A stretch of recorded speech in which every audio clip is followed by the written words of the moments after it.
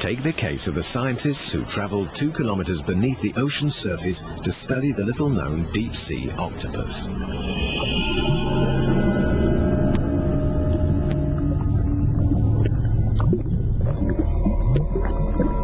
Imagine their excitement when they began to film the first ever mating witnessed by humans between these elusive creatures. Then imagine their shock when they realized they were watching 2 males.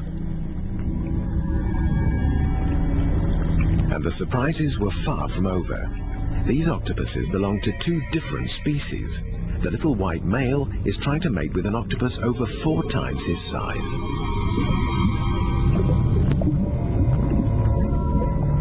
This finding was so extraordinary that when they returned to the surface, the scientists asked the expert, Janet Voigt, to check that they'd identified the octopuses correctly. This preserved specimen, part of the Field Museum of Natural History collections, is a conspecific. That is the same species as the white guy that was attempting to copulate with the other octopus. Now, I said it was really easy to tell males from females. If you draw an imaginary line of symmetry in between the eyes of an octopus, there's symmetrical first arms, symmetrical second arms. He had a little damage there. But on the third arms, instead of being long, tapered with suckers carried to the end, in males, that third arm is a little shorter, and the tip has got a grasper-type organ.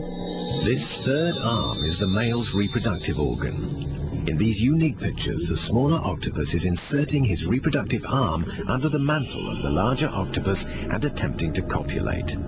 But why? Some biologists have suggested that in these depths, octopuses encounter each other so rarely that they can't afford to pass up any chance of sex. But octopuses are known to be highly intelligent, and if the smaller male made a mistake, surely the larger male would realize this and back off. But as Janet Voigt notes, he does not seem to be at any time perturbed that the other octopus is there. Clearly, it's not going to help him pass on his genes to the next generation.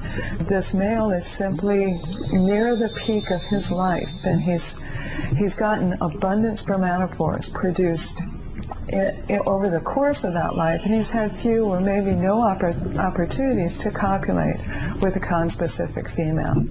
It's impossible to say anything more about these fascinating creatures. We simply don't know enough about their lifestyle. But even